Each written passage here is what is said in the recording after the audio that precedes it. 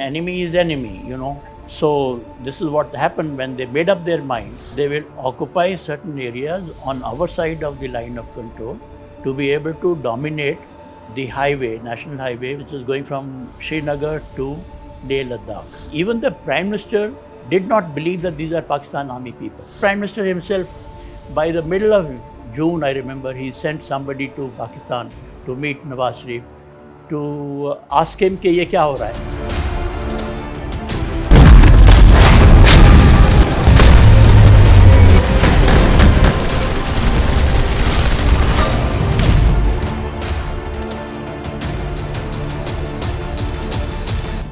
'Fought between May 1999 and July, Kargil war is perhaps the most watched, the most lived war of independent India.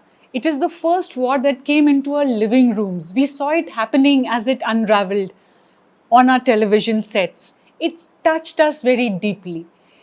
And it also saw amazing feats of bravery from young soldiers, from commanding officers, and from the army chief himself. With us is the then army chief, General VP Malik, who led us to victory. So, when did you learn about the intrusions? I came to know about it when I was abroad. There were one or two minor incidents on the line of control in which some clash has taken place in Batalik, but we didn't know much details yet because it was still being handled at the lower level. And it was when I had gone on a visit to Poland and Czech Republic, and round about 14th, 15th, I learnt about this intrusion. 15th May. May, that's right, 14th, 15th of May 1999. I learnt about the intrusion over telephone calls from, in fact, it was the ambassador who told me that there is some infiltration which has taken place. The Pakistanis are claiming. Okay. So I rang up Delhi and I said, what is happening? And then they told me, yes, there had been some intrusion in Batalik sector and Kaksar sector. And so that was the time, but we didn't know much details yet. And except for some incidents. But then I came back around about 20th, I was back in India, and then kept learning about more and more intrusions which had taken place earlier. All the way from Siachen sector, southern Siachen sector, to Batalik, to Kaksar, and to Indra sector.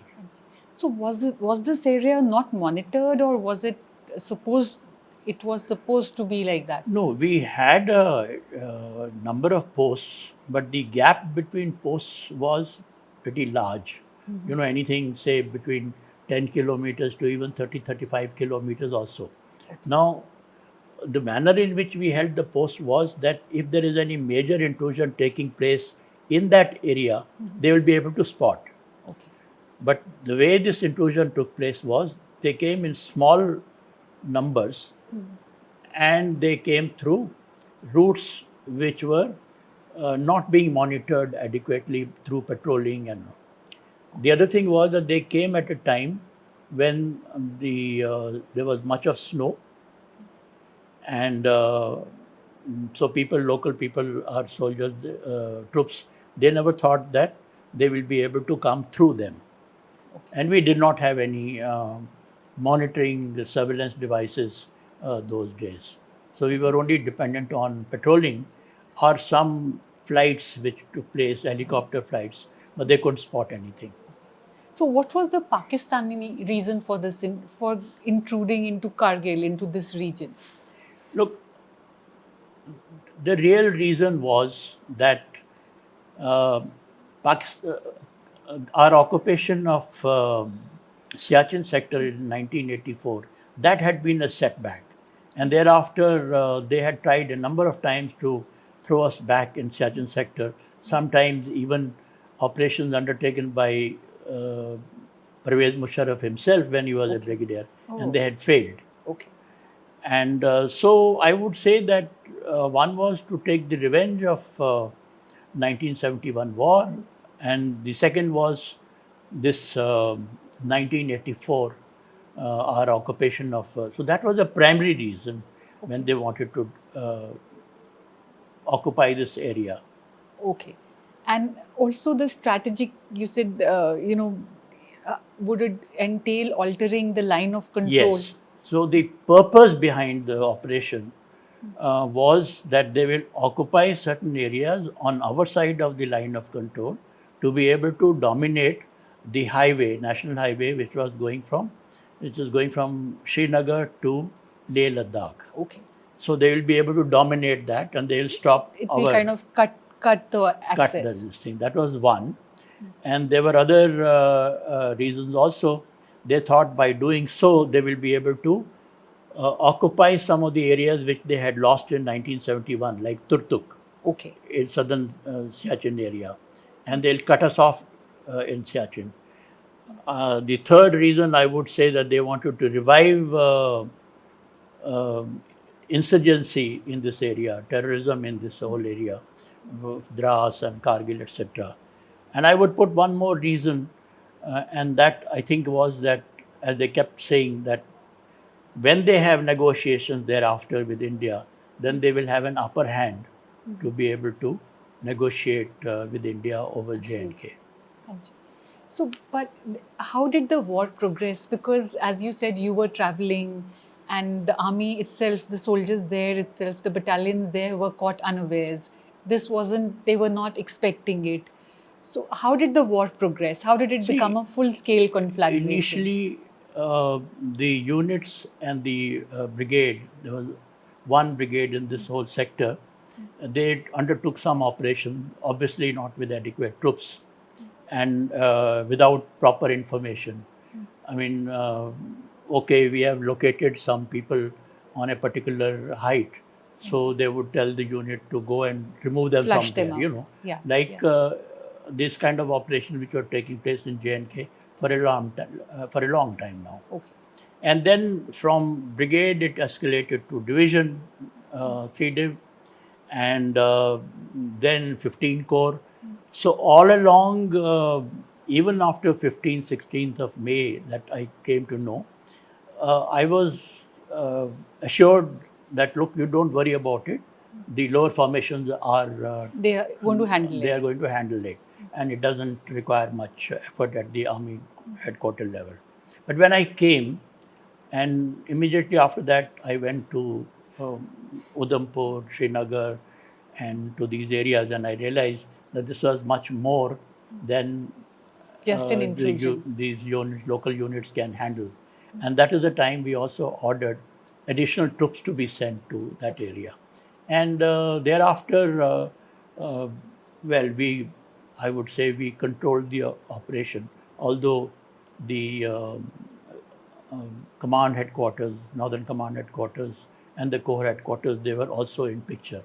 But then final escalation took place when I had briefed the cabinet, taken permission that the Air Force as well as the Navy will participate, and we'll have a proper military strategy on this operation. And that started working from 24th of May. Uh, and then we, of course, told our local formation that you will attack only when you are ready, when you are fully prepared, and when you have gained the information. So the Air Force also played a vital role in this. Yes, the Air Force also played a vital role. Initially, there was some misunderstanding because everybody felt, not only the Air Force, even the cabinet felt that use of Air Force will escalate it unnecessarily. Yes. You know, but then after I came back and I had given the presentation to the Cabinet Committee on Security, then everybody agreed that yes, the Air Force should be taking part. Not only Air Force, we also had Navy taking part in this. Okay. So it was a military strategy primarily to put pressure on Pakistan on all borders, including so how the did sea. Navy come into play? A very large part of Navy from Arabian Sea, sorry, from Bay of Bengal, was taken to Arabian Sea area. And Okay. we started tailing their oil tankers all the way Okay. from Dubai to Karachi. Oh, so just putting pressure that we Yes, we the can whole do idea this. was to put pressure on Pakistan Hanji. that look, we mean business and the war will end on our terms. I mean, that was Yeah. what I told Yeah. the troops also. Yeah. And so Pakistan never initially, they just said these are not our men. Yes. So when did it become clear that it was these were people trained by the Pakistani and the army itself was taking part in it? See, one of the first thing that we did was I told the formation after coming that I want identity of these people. It is not only Pakistan who were denying all that. Even our own intelligence agencies were saying that, look, these are jihadis. Oh. And some of the people who came in the first Hanji. lot from their side, they were all wearing salwar kameez, black salwar kameez. Oh. So even our troops would say that ye jihadis aaye hain. The intelligence agencies, of course, kept insisting that these are jihadis and these are not regular army. And I said, I want identity because jihadis do not occupy ground. Yeah, yeah. You know, they fire like gorilla, Absolutely. they fire and then they absolutely. scoot And then from they there. go. Yeah. They go away. So that was what was worrying me. And I said that we want identity. And we got the identity by the, I would say, first week of June. Okay. And that is the time I told the Prime Minister also that as far as we are concerned, we are fighting the regular army of Pakistan. And not the guerrillas, not the Mujahideen. You'd be surprised, you know, even the Prime Minister, almost, I would say, till the middle of June, did not believe that these are Pakistan army people. So everybody was in a denial, in a state of Everybody denial. was in a denial. I mean, Pakistanis, of course, one can understand because they wanted to deny it.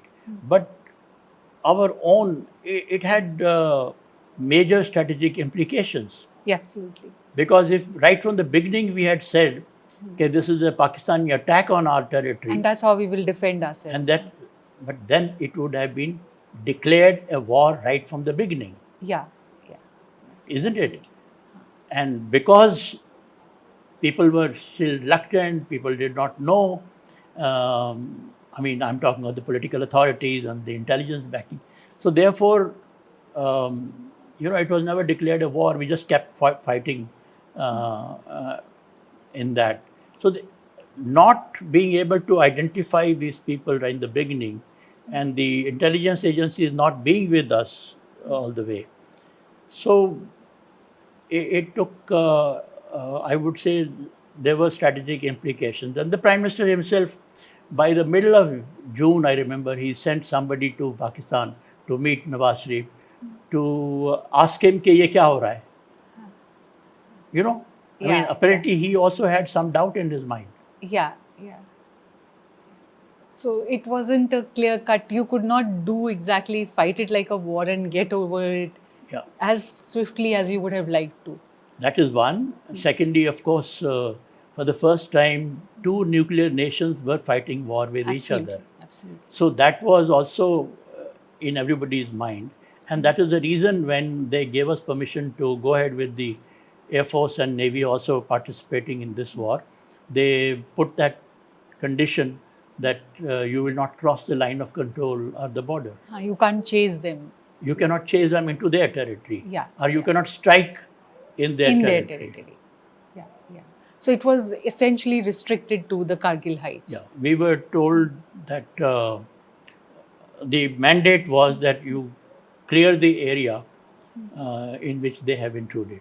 Okay. So is it like fighting with your arms, with one arm behind, or finally you got the go ahead?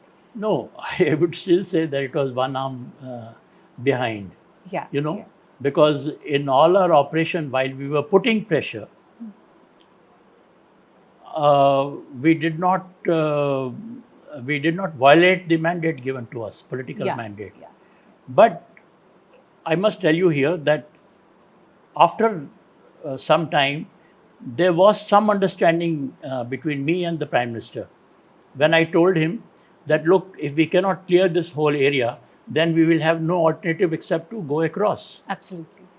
And I remember that day when I spoke to him we were walking. Brajesh Mishra was also there, and I told him, I said, please don't make a statement that I have told the forces not to cross the border. Yeah. I said, don't make that statement again.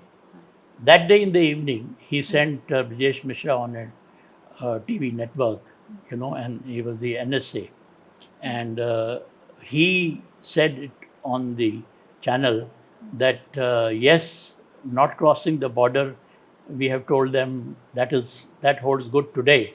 We don't know about tomorrow. Okay. So You that know? was a veiled threat. That was the way. So there was some understanding, I would say, although they never changed the mandate. The political CCS never changed the mandate, but we were prepared that in case something happens, we get a chance, we Yeah. will go across. Okay. And so, what were the challenges? Because it was a high altitude war, and Yeah, today people don't realize there were major challenges. First, of course, was the high altitude terrain, mountains, which Absolutely. we did not. And then the altitude effect is always there on the Yeah. soldiers. Uh, because the last time we fought it in 1962, 62. we fared rather badly because of Yeah, the that's altitude. right. Yeah. And here it is not Ladakh. Now we are talking of similar something. And the beside the terrain part, the height which they had occupied, and the geography, the altitude, etc. The second was that we had no information at all. For almost till the middle of June, we were still trying to spot कि कहाँ पर आए हुए हैं. Yeah. Yeah. And that way, the intelligence agencies were also of not great help to us. Yeah. So it was a failure, an intelligence I would failure. say yes. Yeah.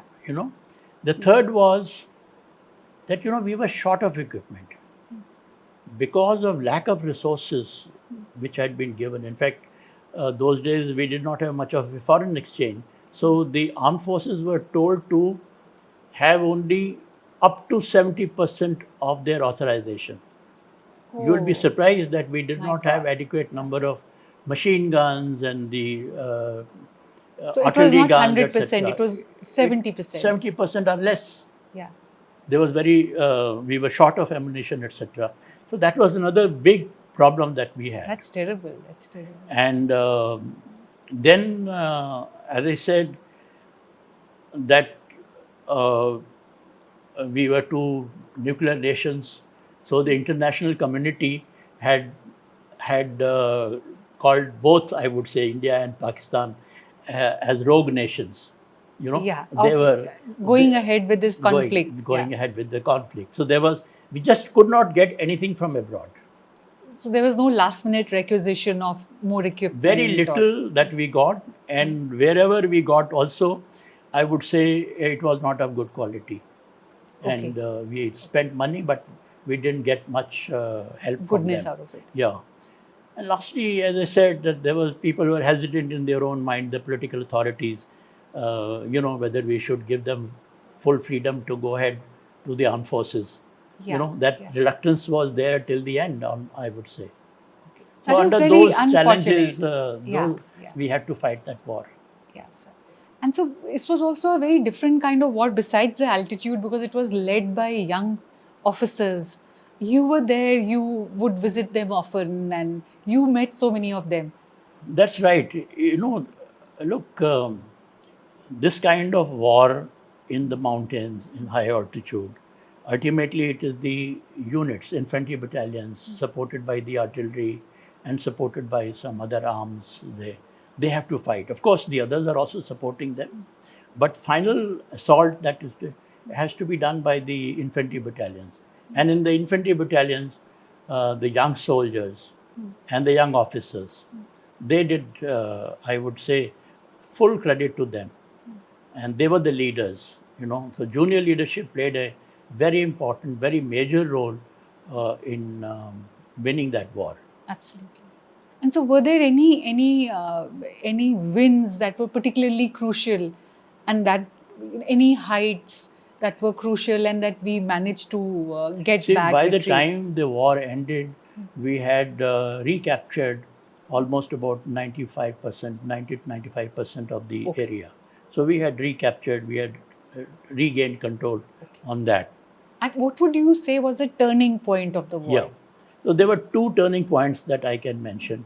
One was the first feature that we captured, Tololing, Okay. which was the closest to the national highway Okay. and dominating that. I mean, from there they could see anybody moving on the road. You know, Oh, so that was the first when we captured it by about middle of June okay. 99.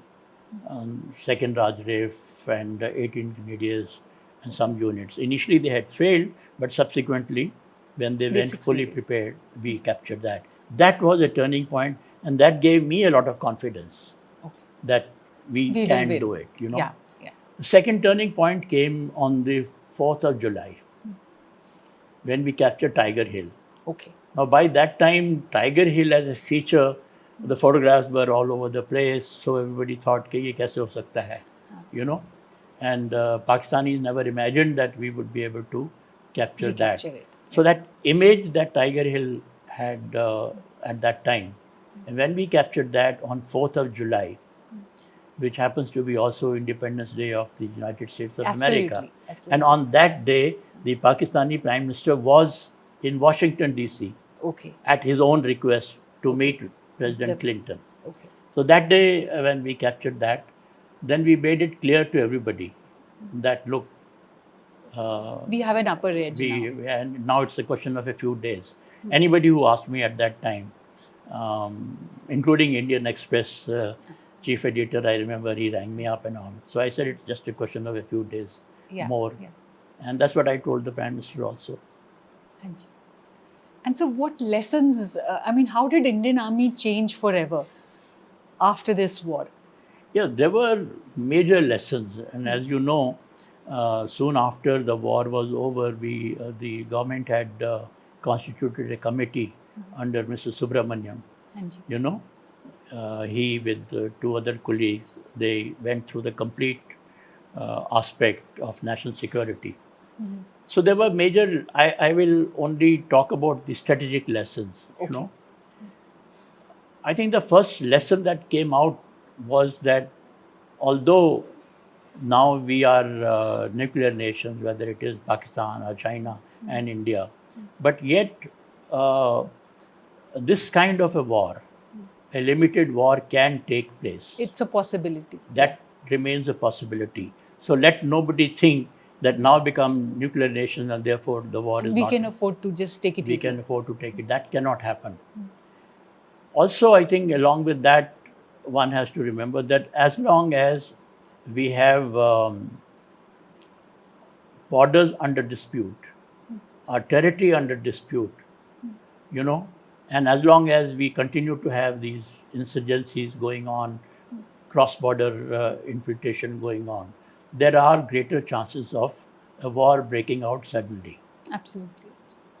You know, that has happened during Kargil war, and it can happen even in future. Today we are worried about that kind of a situation on the China front also. Absolutely, sir. So that was another major.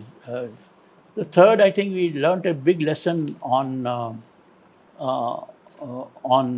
command and control of the line of control and the line of actual control, and the need to keep it under surveillance all the time, not only on the ground but also from the satellite, through satellite imagery, through other means, Reconnaissance, etc. reconnaissance part. Not only that, even certain ground surveillance devices which we did not have earlier. So that kind of modernization was required all along. That became necessary because you need to spot the whole thing as early as possible. Absolutely. And While not it's like what taking happened. place. When it's Yeah. not like what happened in. Hanji. That was another big lesson. And I think the other aspect which the Subramaniam Committee, the Kargil Review Committee brought out was, all along we've been fighting Army, Navy and Air Force in kind of silos. Hanji. So that jointmanship was Missing. or I would say less. And although we fought that war, but it's not the ideal way of fighting. Today, the conflicts have to be fought in a more integrated manner, much greater jointmanship. That is important not only for the operational reasons, but also for economic reasons. Yeah. Because then you save money from that. Absolutely. So they brought it out. This committee highlighted that, and I think the government also accepted it. But in order to implement that whole thing, the government took a very long time. You know, I mean, as you know, the CDS, the Chief of Defence Staff, Yeah. that came almost 20 years later. Absolutely. Absolutely. And today also, we you don't have, one. you know, the last CDS, unfortunately, he died in that air crash. But for last so many months, we haven't replaced. Yeah, absolutely. So I think the government needs to understand that unless you have a head who is controlling all these things and who's giving directions on all these things and who's monitoring these things, so the kind of integration and the kind of jointmanship that we are looking at, will not come about. So that becomes an important lesson, which, as I said, somehow has not been implemented adequately. And lastly, I would say that our deterrence was weak. Now, deterrence means that the other person should think twice before making such a. Yeah. No, apparently in that event, in that case, the Pakistanis knew that we did not have much equipment. The Pakistanis knew our weaknesses, etc. And they also knew that we did not have adequate troops in that area. Yeah. Kargil and Siachen and all. And same thing I can say with China, that 2 years ago when they intruded in eastern Ladakh, again they thought that absolutely we were weak. And so which is why that was my next question, that despite, I mean, these lessons were learnt, everybody understood, but then Galwan happened, and China has been, that salami slicing technique it adopts, that's been going on, that hasn't stopped. Again, with China we've been also having a policy of a certain amount of appeasement. We do not want to fight a war with China. I mean, that has been our this thing. And while we are defending our borders, but of course we were hoping that after so many agreements that we've had with China, that they will not intrude. But then enemy is enemy, Absolutely. If they have made up their mind that they want to. So this is what happened when they made up their mind under the present regime that they have in China, under Xi Jinping. Because they have that grand design. Yes, they have that grand design. So as a part of the design, so they intruded in that. And we were not adequately alert, I would say, not adequately equipped to be able to take them on at that time. Much later, of course, now we've reinforced with those areas. Today, as you know, we have pumped in almost about 60,000 troops on that front. Absolutely. And so does intelligence, does it still remain a weak spot? To some extent. I mean, I've already told you about Kargil sector, but here also, now, there was some information that the Chinese were carrying out large-scale exercises in Xinjiang area, close to Tibet, very close to the Tibet border, and people didn't take much notice of it. Okay, they are doing large-scale. Yeah. It is from that exercise only they brought their troops on the line of actual control to intrude in our areas. So, I think the intelligence assessment was lacking here. Yeah. If we had alerted ourselves on that score, we would have pumped in more effort in that area. Absolutely. And so what is this threat of two-pronged war that people talk about, that China is investing a lot in Pakistan, in that road initiative? So that there could be a threat of that. There is a constant... China and Pakistan, they've had this strategic alliance now for a very long time. Okay. I mean, it's not only in terms of opposition against India, India being the adversary, but in every aspect. I mean, China has been supporting even their terrorism also today. Some of these globally known terrorists from Pakistan, China has been supporting, and they do not want them to be called as global terrorists, etc.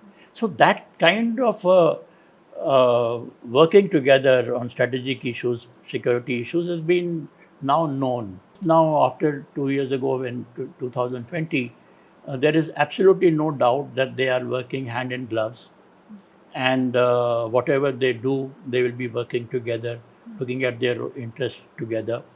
And so today, two-front war has become a reality. In fact, some people are calling it two and a half front war, because the other half front is the internal security of these areas, Oh, J&K. absolutely, absolutely. You know, That's after all, true. the army continues to be deployed on these And issues. JK, yeah. So it's not just two front war. Today we have to look into the two and a half front war, because the line of communications which go through J&K towards Pakistan, toward LOC or LAC, they have to be protected also. That's true. So the situation is far more, I would say, adverse, more serious security issue. And the tumult in Afghanistan, does that also? Uh, there is always a danger, but so far there are no such reports. But there is a danger, because these terrorist groups like LET and Jaish-e-Mohammed, they do have camps close to the Pakistan Afghan and border. Afghanistan border, and they follow the dictates of the ISI. Yeah. So you never know when they might again send them to enhance or to intensify the insurgency and terrorism. And so, how different? I mean, given that today you have a US a missile called Ninja missile, killing just one person, and we're saying it's not a birth, it just cuts up a person. So, how is this future war, if any, even if it's a localized war, how different will it be? See, a war, both tactics as well as strategy, it depends a great deal on the kind of weapon system that you develop. And the Because they're other, saying China will launch cyber warfare. yes. So the kind of weapon system, the kind of equipment, the kind of capabilities that you acquire. Today, China definitely is far ahead of us when it comes to cyber war capabilities. As far as the now today drones, for example, have come in. I mean, this last action that you mentioned, it was a drone Absolutely. which flew all the way from probably Bahrain or Qatar, and then came to Afghanistan. Absolutely. And then that carried out that strike On one person. on Al-Zawri, who was yeah. standing in the Balcony. So all these things develop. These are all latest developments, technical developments. We are now getting into these ourselves, but I wish the pace would be faster, because the fact remains that while Pakistan may not be As close to advanced. us as far as these technological developments are concerned, but China is ahead of us. Yeah. So when we are thinking of our 3,500 or more border with China, LAC, so, and we have to fight, sometime we may have to fight them, then we have to develop these capabilities ourselves. And so what does, will a scheme like Agnipath, where you're recruiting people for a short term, and you're kind of training people and then rotating them, would that help, or do we need a different kind of manpower, equipment, a different kind of conditioning of the army? Definitely different kind of conditioning. Agnipath scheme has got certain pros and also certain apprehensions. It's only when this scheme is made applicable, and the government has already announced it that they will make it applicable.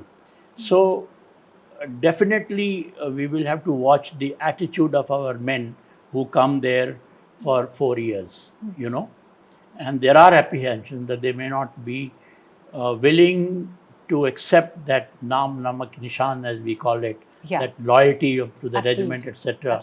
So how will they behave? Now that remains a major area. Similarly, how they will be now, the new induction that takes place, will it affect the kind of volunteers that we were getting earlier? Earlier there was no dearth of volunteers. Absolutely, and many because of it was a life made. It was a lifelong lifelong sustenance as well as loyalty to that's the. true. So there are many of these things which are taking place.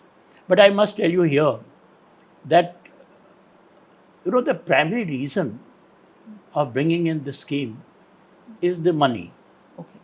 We haven't had enough money, and that is why we still remain short of modernization that we would like to do. Modernization suffers. We haven't got adequate money, neither in terms of the percentage of GDP, nor in terms of the percentage of the government expenditure. The defense expenditure has been going down. Although there is, of course, effort being made, a good effort being made to produce things locally, which is a good thing. Yeah. But primary reason, as I can make out, is money. Now, Agnipath, for the next 10 years, probably we may have to spend more money on salaries, pension, etc. But thereafter, it will make money. Today, the requirement is to have more money available for our capital expenditure so that we can modernize. Yeah, for the infrastructure. For the infrastructure, for the new weapon system, for the new technologies, etc. They all require money. So the major requirement today is that. And if the money is not being given, then you have to, adopt things like Agnipath and others. So either the government should be prepared to give that kind of adequate money, Absolutely. or they will go for this kind of schemes where they can save money, not immediately, but maybe after a few years. So, and what do you have to say to all those people who say, as we advance, we do not need the army, we do not need so many feet on the ground? Humbug. And okay. Okay. I mean, this is ridiculous. Obviously, people don't know this thing. So, while technology does make us capable of reducing some manpower, if you have the technology, at the moment we don't have much of that. The second thing we have to realize is that there are certain types of operations which still require a large manpower. Mountains. Absolutely. In the mountains, you require much larger feet on the ground than you would do on the plain grounds. Similarly, the counter-terrorism and counter-insurgency operation, there also you require a large amount of manpower. So I don't foresee reduction in strength. While we can reduce some strength here and there, which the government has been trying, the armed forces themselves have been trying. But to say that we can make a substantial decrease in the manpower. Lean and mean force. No, I mean, fine, lean and mean, but it cannot be so lean that you cannot do your task on the ground. And considering our geography. Around, the kind of operation that we foresee to fight. Thank you so much, sir. It was a pleasure talking to you. Thank you so much for your time. Thank you, Manraj.